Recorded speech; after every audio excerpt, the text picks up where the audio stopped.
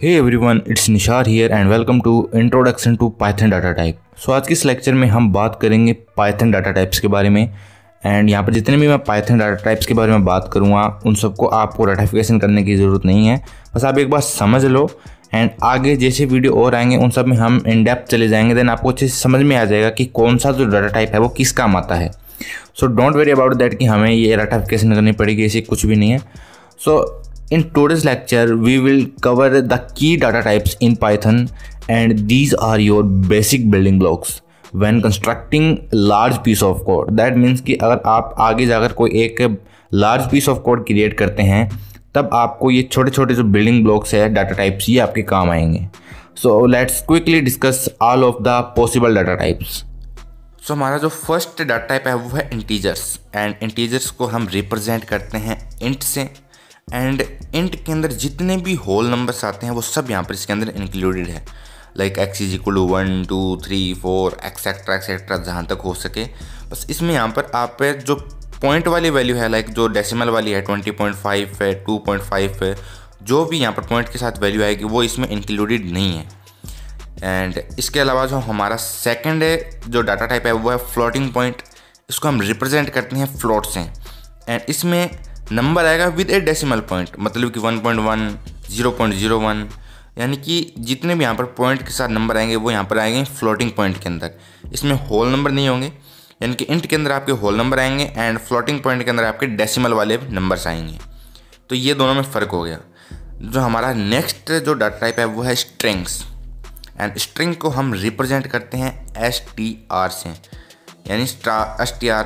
And इसमें होता है कि a sequence of Unicode characters, and जो स्ट्रिंग होते हैं उनको हम डबल कोट्स या फिर सिंगल कोट्स के अंदर लिखते हैं, like x is equal to hello world. अब हेलो वर्ल्ड को मैंने यहाँ पर डबल कोट्स के अंदर लिखा है, और इसको मैं ऐसे भी लिख सकता हूँ सिंगल कोट्स के अंदर में ज्ञान बंदा लिखा मैंने, तो दैट मीन्स कि स्ट्रिंग ही है। यानी कि हम डबल कोट्स के अंदर या फिर सिंगल कोट्स के अंदर जो है वो स्ट्रिंग को लिखेंगे, एंड str से इसको रिप्रेजेंट किया जाता है पाइथन के अंदर। तो ये रहा हमारा थर्ड। अब हम बात करते हैं हमारे फोर्थ डाटा टाइप की, that is lists. And lists को रिप्रेजेंट किया जाता है लिस्ट से। ये होता है कि N ordered sequence of items. Ordered sequence of item का मतलब है कि पहली बात तो ये है कि जो भी अपन लिस्ट लिखेंगे वो एक स्क्वायर ब्रैकेट्स के अंदर होगा, ठीक है। एंड इसके अंदर एक ऑर्डर रहेगा, लाइक एप्पल, फिर उसको कोमा से सेपरेट कर दिया, फिर बनाना, फिर इसको सेपरेट कर दिया। दैट मीन्स कि ये एक ऑर्डर्ड सीक्वेंस होगा आइटम्स का। तो इस तरीके से है। एंड दूसरी बात ये है कि ध्यान रखने वाली कि इसके अंदर जो हम वैल्यू लिखेंगे, यानी कि जो हम वैल्यू लिखेंगे वो स्क्वायर ब्रैकेट्स के अंदर होगी। इस बात का आपको स्पेशली ध्यान रखना है। एंड जो हमारा नेक्स्ट है वो है डिक्टोनरीज, एंड इसको हम रिप्रेजेंट करते हैं डिक्ट से, DICT। एंड ये होता है कलेक्शंस आर अनऑर्डर्ड, मतलब इसमें कलेक्शन जो है वो ऑर्डर में नहीं होते। And values are in pair called key value pair. यहाँ पर मैं आपको बताता हूँ कि की वैल्यू पेयर्स है वो क्या होते हैं। एंड एक और बात यह है कि इनको करली ब्रैकेट्स के अंदर है वो लिखा जाता है, यानी कि curly brackets are use to define dictionaries data types.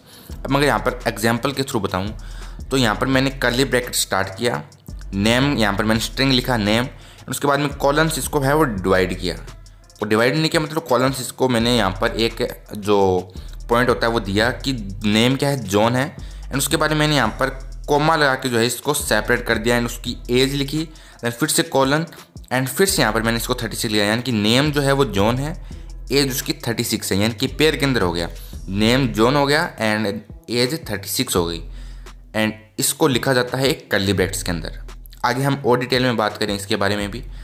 तो इस तरीके से होता है एक डिक्ट डाटा टाइप। हमारा जो नेक्स्ट जो हमारा डाटा टाइप है वो है टपल्स, एंड इसको ट्यूपल्स भी बोलते हैं। एंड इसको हम रिप्रेजेंट करते हैं TUP से। तो इसमें क्या होता है, contain a group of element, contain a group of elements which can be same और डिफरेंट टाइप्स। चलिए मैं यहाँ पर आपको बताता हूँ। इसके अलावा ये भी है कि tuples are immutable means no modification. Immutable इसका मतलब होता है कि इसको हम मॉडिफाई नहीं कर सकते। चलिए मैं यहाँ पर आप इसके बारे में हम आगे अच्छे से बात करेंगे। तो अब मैं यहाँ पर आपको बताता हूँ। हमने ब्रैकेट में लिखा 10, एंड देन फिर यहाँ पर मैंने कॉमा से इसको सेपरेट किया, देन बनाना, फिर कॉमा से सेपरेट किया। अब यहाँ पर मैं 20 लिखूँ, 20.5 लिखूँ, जो भी मतलब कुछ भी यहाँ पर मैं लिखूँ वो यहाँ पर आएगा मेरा टपल्स के अंदर।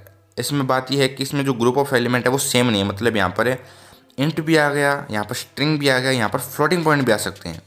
तो इसीलिए इसको टपल्स बोला जाता है और ये काफ़ी फास्ट है एज़ कम्पेयर टू लिस्ट और एज़ कम्पेयर टू डिक्ट से।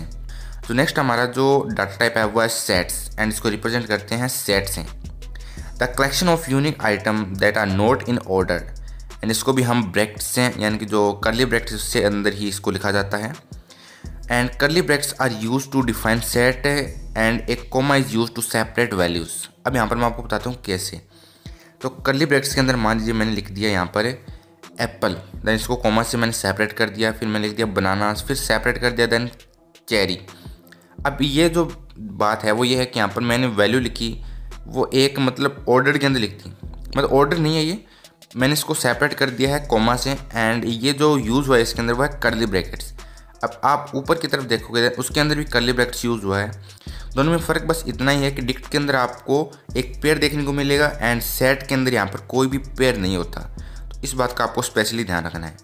हमारा जो लास्ट यहाँ पर डाटा टाइप है वो है बुलियन, जिसको हम बुल से रिप्रेजेंट करते हैं। इसमें सिर्फ कंडीशनल स्टेटमेंट होती है, सॉरी कंडीशनल नहीं लॉजिकल स्टेटमेंट होती है, ट्रू और फॉल्स। अगर x is equal to true है देन ट्रू एंड फॉल्स है देन फॉल्स।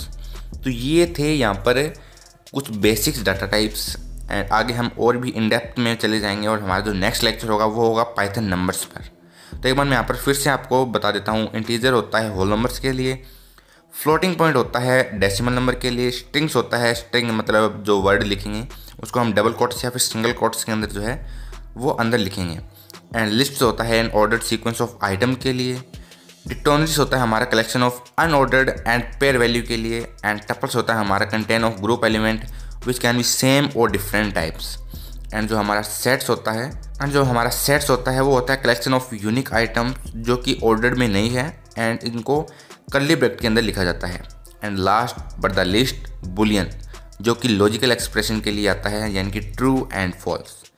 तो यह था आज का वीडियो पसंद आया तो प्लीज़ वीडियो को लाइक कर देना, चैनल को सब्सक्राइब कर देना एंड प्रीवियस जितने भी वीडियो है वो एक बार देख लेना एंड बने रहिए चैनल के साथ ताकि आप पाइथन में ज़ीरो टू हीरो बन पाओ।